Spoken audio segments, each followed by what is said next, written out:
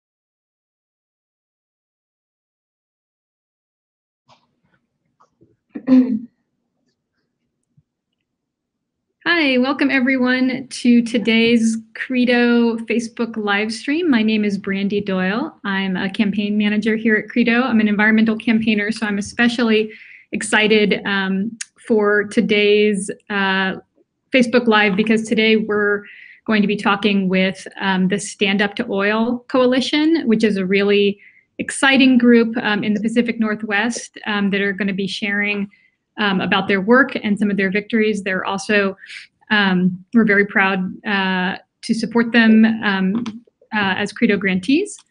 This is our first Credo Facebook Live that we're doing remotely, so we're excited to try out this new technology that's going to allow us to interview even more amazing groups, even those that aren't here in San Francisco with us. So let me introduce our guests, and then we'll hear from them. We have with us today Rebecca Ponzio and Linda Garcia. Rebecca joined the Washington Environmental Council in 2013, and she has more than a decade of experience in environmental policy and advocacy. She directs their climate and fossil fuel program and manages a broad coalition that's fighting oil infrastructure through the Stand Up to Oil campaign, which has stopped oil terminals across Washington and Oregon. She's also worked in salmon recovery at the Puget Sound Partnership and shared strategy, and before that she did environmental permitting and compliance at the Department of Ecology. And she has a dual master's degree from the University of Washington in urban planning and in public administration. And Linda Garcia, who is also with us, is a longtime Vancouver community organizer and leader who grew up in the shadow of the second largest oil refinery in the Northeast.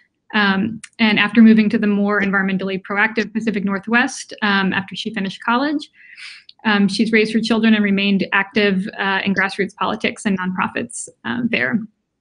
And she's going to talk more about how she rose to the challenge of an important campaign there, and along with many other amazing community advocates and activists, has fought for social justice and the right to a clean, healthy, and livable environment.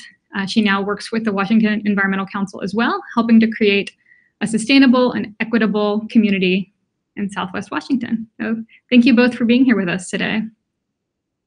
Thank you for having us. So let me start and just ask both of you, tell us a little bit about the Stand Up to Oil Coalition. What is it? How did it come about? I'll start. So thank you again to Credo for hosting this and supporting the Stand Up to Oil Coalition. We started here in the Pacific Northwest in around 2014 when we were facing 8 oil by rail terminal proposals and a massive pipeline proposal up in British Columbia, all in total, which would bring over 1 million barrels of crude oil through our region every single day. And in the face of that threat, people and communities and organizations across the Pacific Northwest came together to form the Stand Up to Oil Coalition to do 3 things. 1, stop any new oil infrastructure proposal in our region.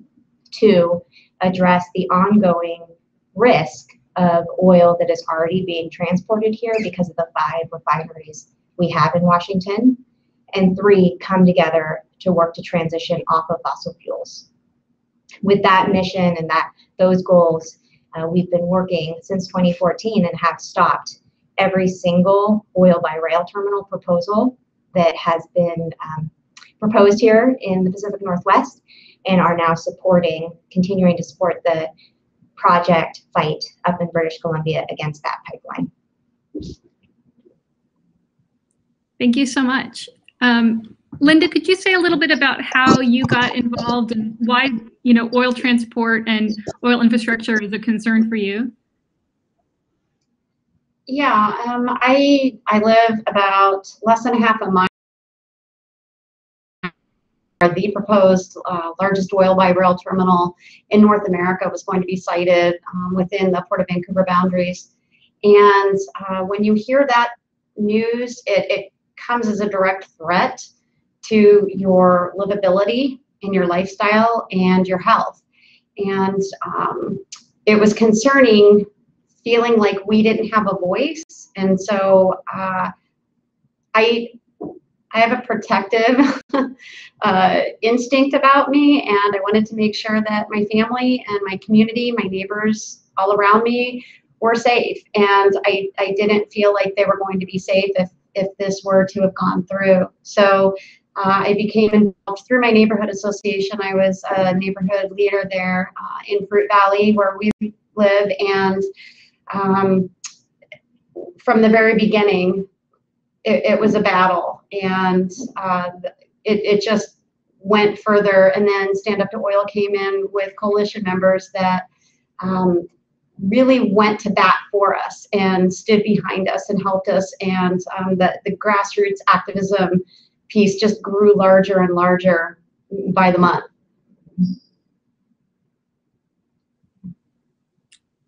Thank you so much. I want to talk more about the way that happened and some of the specific campaigns that you all have worked on. Before I get to that, I just want to put this in context for our viewers who might not be in the Northwest. Why would you all say this issue is important for people that are anywhere? How does it connect for people across the country? How does it connect to larger climate and oil issues? Yeah, so unfortunately, we see the threat of oil transport every single day. We see oil trains, mile-long oil trains coming through our communities. And in Seattle, where I live, the oil trains go through downtown Seattle underneath in a tunnel that's over 100 years old. They go along schools and community centers and hospitals, and they derail and they spill and they catch fire, and they have very real consequences for the communities and the waterways in their way.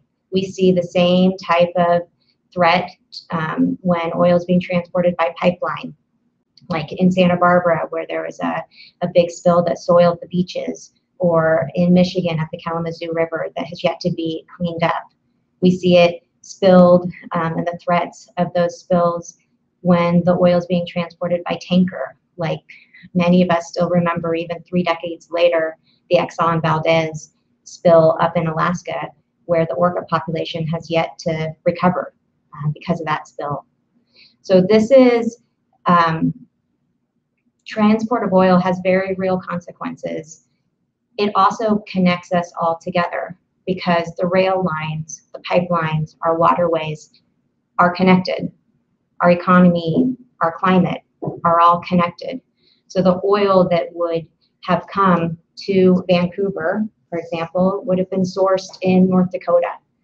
And that oil would have been transferred onto 5 trains a day, mile-long trains a day, and gone through every single community from North Dakota to Vancouver along the Columbia River and over people's water sources, next to people's farms, next to their children's schools.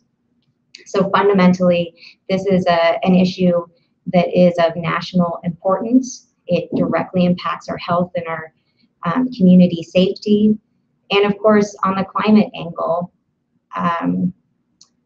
investing in new fossil fuel infrastructure ties us to the burning and the sourcing of oil for decades to come, which only exacerbates our climate challenge. And so as we here in the Pacific Northwest, Linda in Vancouver and the entire Stand Up to Oil Coalition is working to stop new oil infrastructure and to transition off of fossils. That connects us because of where the oil comes from and how the oil is being transported. Linda, what would you add? I would probably just tag on and say I agree to all of that, ditto. But I would also add that regardless of where we live, we are all humans, we're all connected. We're all connected by that larger social justice scale and environmental, anything that's not equitable environmentally, anything that isn't just for any part of the population is not okay. And we need to all stand up for each other. The disaster that happened a few years ago in Mosier, Oregon, several of us went out there the day after that happened, and the community there was so disheartened by and scared by what had happened. And when so many of us showed up, you could see it was a measurable relief on their faces and in their hugs, just knowing that there were other people out there that were there to support them. We didn't live through that, but they did. And we gathered them in and we were there to help fight for them and rally for them as well. And we felt the same thing in Southwest Washington and Vancouver specifically with the entire fight going on. It's communities are connected to other communities, and we need to keep that in mind. That Mosier derailment is a really good example of how we really are connected. That was oil that was sourced in the Bakken region in North Dakota. It traveled all the way down along the Columbia River. That train was traveling on the Oregon side of the Columbia River. It derailed next to an elementary school in Mosier, Oregon, which is in the Columbia River Gorge. And that oil was intended to travel up into the Puget Sound to source a refinery in Tacoma, Washington. So just the very nature of our infrastructure connects us together. Thank you. Thank you. So I want to talk a little bit about a specific camp that many of our viewers are deeply concerned about environmental issues, but may not have participated in a campaign like this and may not understand how this works, how the community can work together to achieve real victories. So tell us a little bit about the Tesoro Savage campaign. What was that about? What happened? Yeah, you want to start? Sure. the massively large Tesoro big oil company, who came into the Port of Vancouver and with a proposal to site the largest oil terminal. And there were a lot of things that occurred that the community was not involved with. And decisions were made that, again, the community didn't have input on. And once it was kind of slid through and we recognized what was happening, it was kind of a call to action, so to speak. And we started just with a small little neighborhood and worked our way up through other organizations as they came on board, and then Washington Environmental Council came in and realized that we needed help, and the battle just got bigger and bigger. From our side, we had more activism, we had more support and encouragement as far as kind of fighting, I guess. I hate to use that word, but that's really what it was. It was. Yeah, and this project was so big that the governor of Washington was the decision maker, which is pretty rare for these types of projects. It's the only project in the Stand Up to Oil Coalition's portfolio where the governor was the decision maker. But interestingly, the Port of Vancouver, as Linda mentioned, they also had a role. The port commissioners had a decision about the lease, which they had signed, in 2013, they signed the lease, which is what started this whole project. So we had two primary decision makers at the very local, hyper-local scale, these port commissioners, 3 port commissioners with their lease, and the governor of our state. And from around, with those two decision makers or decision-making bodies, we formed the campaign to fight this project, and it took 5 years, Yes, to stop it.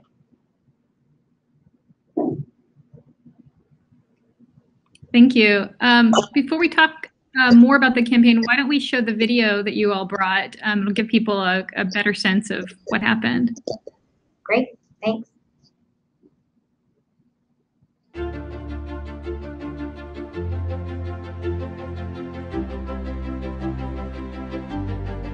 I grew up on the East Coast, 2 miles from an oil refinery town, and so I was having flashbacks to accidents that had happened there, and smells and sounds and sights. I didn't want that to happen to Fruit Valley. I didn't want my family and neighbors put at risk. I've got 3 boys at home, and I want what's best for them, and this oil terminal wouldn't have done anything good for them.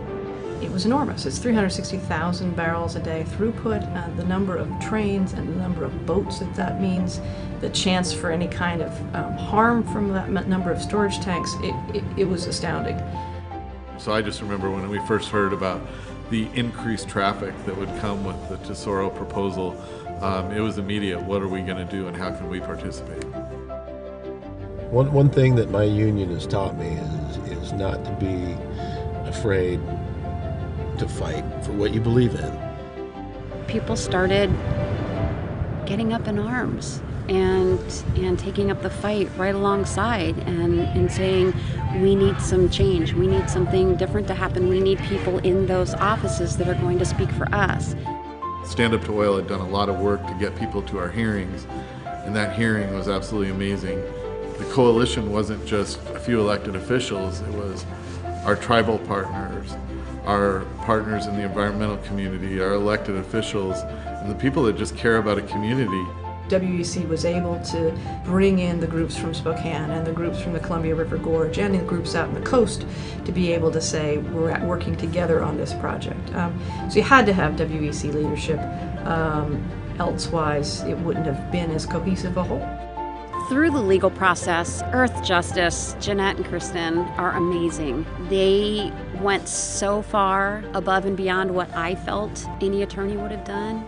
With the coalition, with WEC, we gathered 1.3 million petitions against oil terminals.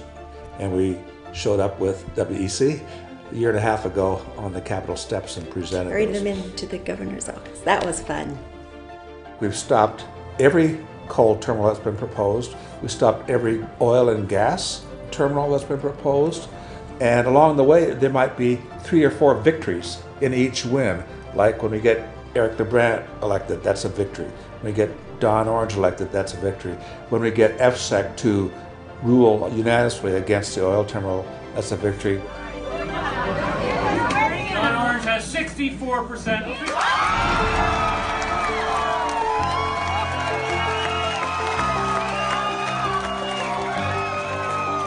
And then you're hopeful that, you know, having a governor that's on the right side of issues is going to benefit the citizens as well.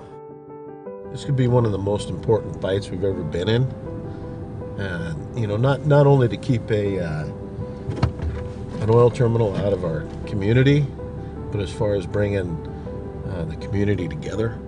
Whether we were individual or a group or an organization, we all came together. It was kind of like Fruit Valley's own tiny little miracle, and it just grew and grew and grew. Don't ever feel like you're too small to accomplish great things. It's using this as a lesson that together we can stop something like Tesoro from happening, and no matter how much money they spend, we can start moving towards other initiatives that switch us to a carbon-free economy. But we need to take the next step and fight for a carbon-free future. I think a lot of us know what comes next. We're ready.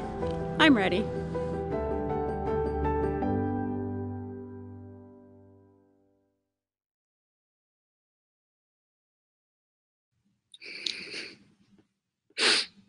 It was so inspiring. How does that make you all feel now, watching the work that you did?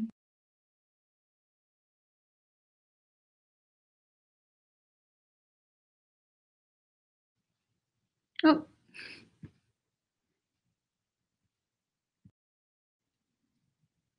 Are you all, Linda, I think you guys might be muted because we can't hear you now.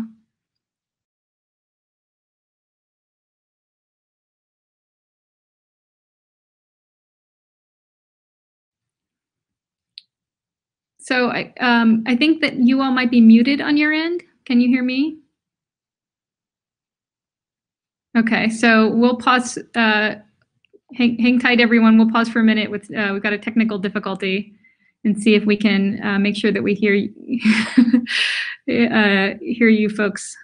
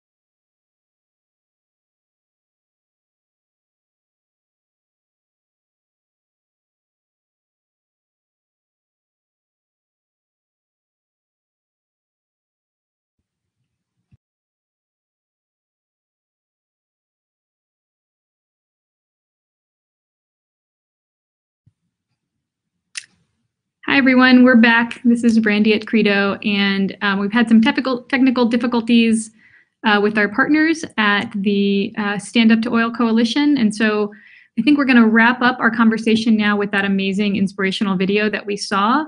And I encourage folks to find out more about Stand Up to Oil on their website, standuptooil.org. You can find out more about Credo at credoaction.com, and you can follow us on Facebook or Twitter. And if you follow us on Facebook, you'll find out about more Facebook Live interviews like this one. And we hope that everyone will get involved in the connected fights against the oil infrastructure and the fossil fuel industry wherever you live, because as Linda and Rebecca said, all of these things are all connected for all of us all over the country and all over the world. So thank you very much for joining us, and we'll see you next time.